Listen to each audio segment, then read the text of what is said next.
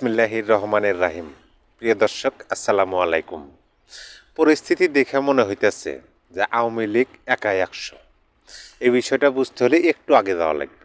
এই 24-এর নির্বাচনের একটু আগে 23 সালের জুন মাস থেকে যদি আপনি 31শে ডিসেম্বর পর্যন্ত ধরেন, তাহলে দেখবেন ওই সময়টায় বাংলাদেশের আওয়ামী লীগ বাদে এমন কোনো রাজনৈতিক দল নাই যে মাঠে নামছিল না, আওয়ামী লীগের বিরুদ্ধে আন্দোলন করে নাই।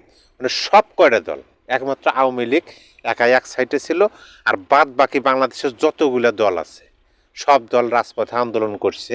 আওয়ামী লীগকে টাইনে নামামো গদি থেকে, ক্ষমতায় থাকতে দিব না, নির্বাচন তো দূরের কথা, আওয়ামী লীগকে খুঁজে বাজাবো, নানান ধরনের রাজনৈতিক বক্তব্য আমরা কিন্তু শুনছি, কিন্তু ফলাফল কিছুই হয় নাই।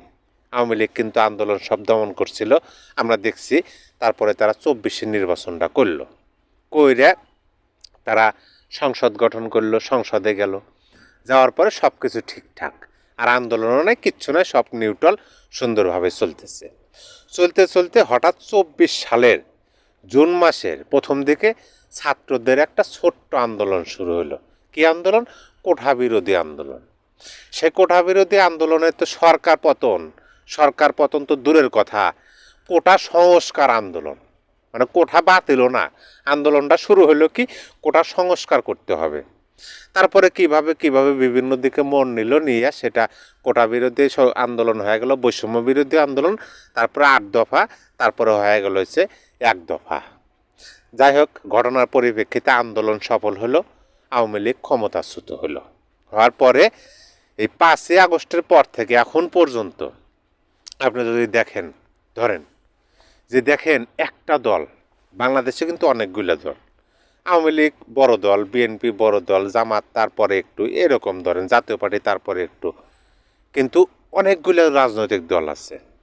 এই প্রত্যেকটা রাজনৈতিক দলের আবার আপনার সংগঠন আছে, অঙ্গ সংগঠন আছে, বা সাপোর্টার রাজনৈতিক দল আছে। যেমন ধরেন আওয়ামী লীগের আছে আওয়ামী লীগ, ছাত্রলীগ, যুবলীগ, মহিলা আওয়ামী লীগ, তারপরে কৃষক লীগ, স্বেচ্ছাসেবক লীগ, বিএনপিরও আছে, বিএনপি, ছাত্র দল, তারপরে আপনার যুব দল, এরকম প্রত্যেকটা, জামাতে ইসলাম, জামাত, ছাত্র শিবির, প্রত্যেকটা রাজনৈতিক দলেরই কিন্তু অঙ্গ সংগঠন আছে, এবং অন্য ছোট ছোট রাজনৈতিক দলও আছে, যেমন গ্রহ উপগ্রহ এরকম।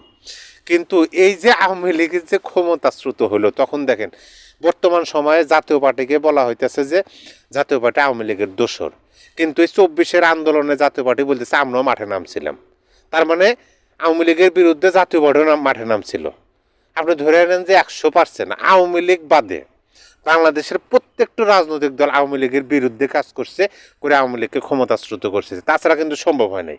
কারণ ওই যে বলে না যে হাতিকে সরাতে সবাইকে একসাথে হইতে হবে, একসাথে সরাইছে। তারপরে 5ই আগস্টের পরে এখন পর্যন্ত দেখেন আমরা বিভিন্ন শুনতেছি, সাধারণ মানুষ থেকে শুরু করে রিক্সাওয়ালা, ঢাকা শহরের রিক্সাওয়ালারা আন্দোলনে নামছিল কিন্তু রিক্সাওয়ালা করে মুখে এখন শুনবেন যে না, আওয়ামী লীগই ভালো ছিল, আওয়ামী লীগ এর ঢাকা শহরের উন্নয়ন করছে, রাস্তাঘাটের উন্নয়ন করছে, আরও বিভিন্ন কথা শোনা।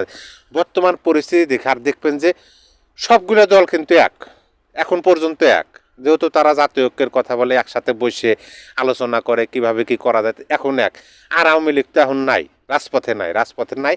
বিভিন্ন জায়গায়, বাংলাদেশের বিভিন্ন জায়গায় ছোট ছোট ছাত্রলীগের ঝটিকা মিছিল বেড়ায়। তাছাড়া যুবলীগেরও না, আওয়ামী লীগ, স্বেচ্ছাসেবক লীগ, কৃষক লীগ, শ্রমিক লীগ, মানে কিচ্ছু কিন্তু বাড়ায় না। মাঝে মাঝে ছাত্রলীগকে নিষিদ্ধ করছে, তারপরে মাঝে মাঝে ঝটিকা মিছিল বাড়ায়। যেমন যমুনা টেলিভিশনের ইউটিউবে দেখলাম যে বগুড়া আওয়ামী লীগের, ছাত্রলীগের ঝটিকা মিছিল, পাবনা, গাইবান্ধা ঝটিকা মিছিল, ছোট ধরেন 15-20 জন মিলে ঝটিকা মিছিল। তার মানে নাই, রাজপথে তাদের আন্দোলন, মিছিল, মিটিং নাই। অথচ প্রত্যেকটা রাজনৈতিক ব্যক্তির মানে কথা শুনবেন, বা সরকারে যারা আছে তাদের কথা শুনবেন, তাদের মনের মধ্যে আওয়ামী লীগের ভয় আছে।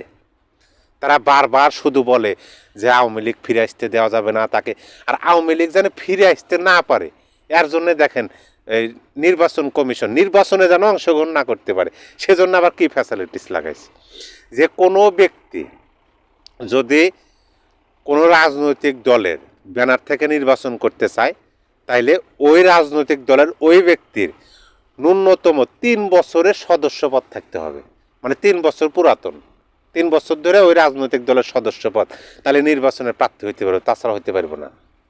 আর আওয়ামী লীগের বর্তমানে যেগুলা আপনার কর্মী আছে বা সমর্থক আর সদস্য আছে, তারা তো প্রত্যেকে বিভিন্ন মামলায় জর্জরিত, তারা তো হইতেই পারবো না। আর নতুন রাজনৈতিক দলের জন্য এটা প্রযোজ্য না। তাহলে বোঝেন, মানে আওয়ামী লীগের ভয় আছে। তাহলে সব কিছু মিলে আমার ব্যক্তিগত আমার মতামতে মনে হলো যে আওয়ামী লীগ একমাত্র একাই 100, মানে একটাই রাজনৈতিক দল, আর সমস্ত রাজনৈতিক দল একদিকে, আওয়ামী লীগ একদিকে, তারপরে লড়ে যেতেছে। আর প্রত্যেকটা রাজনৈতিক দলের মধ্যে আওয়ামী লীগের ভয় আছে। আপনার মতামত কি? সবাই ভালো থাকবেন, সুস্থ থাকবেন, আল্লাহ হাফেজ।